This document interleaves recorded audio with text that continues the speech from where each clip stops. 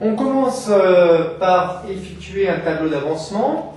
À l'instant initial, on a la concentration d'ammoniac qui est égale à C2. À l'instant final, il vaut C2 moins XF2 sur le volume de solution.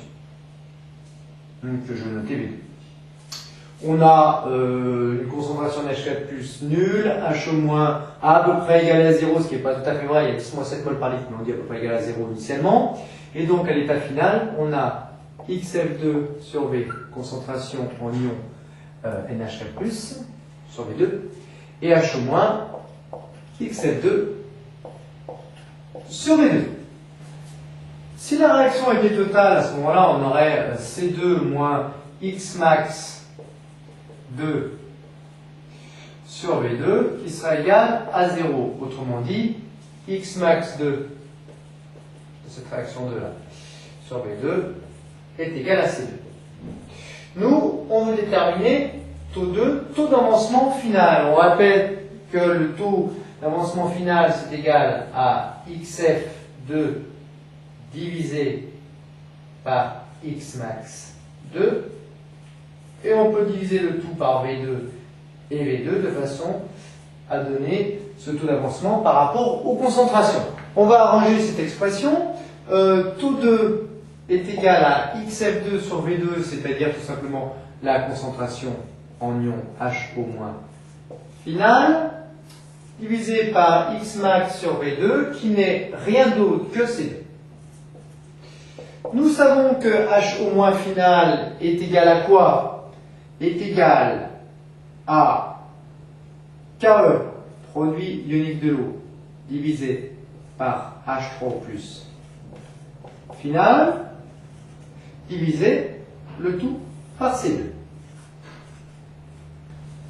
On est presque au bout de nos peines. Le produit ionique de l'eau KE divisé par H3 plus final, c'est rien d'autre que 10 puissance moins pH de la solution 2, multiplié par C2, et on va passer maintenant à l'application numérique. Bien, donc KE 10-14 divisé par 10 puissance moins 10,6, puisque le pH est égal à 10,6 fois 10-2, ce qui nous donne taux 2 égale 10 puissance moins 1,4, ce qui est à peu près égal à 3,98 fois 10-2.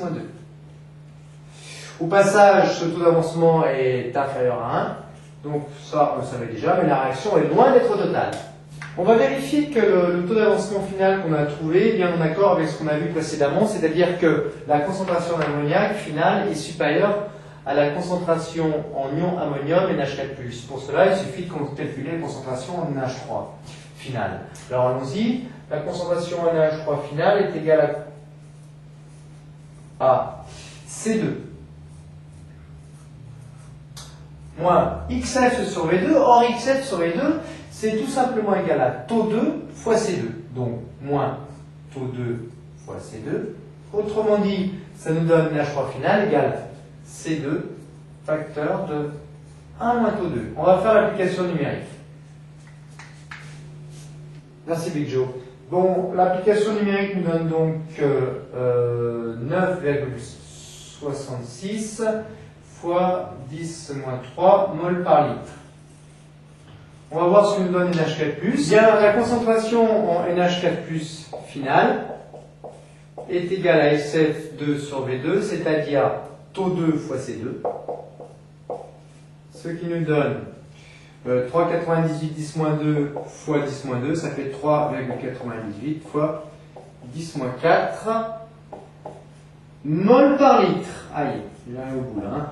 Mol par litre. On voit bien que NH3 final est supérieur à NH4+ final. On se trouve bien dans la zone de prédominance de la base.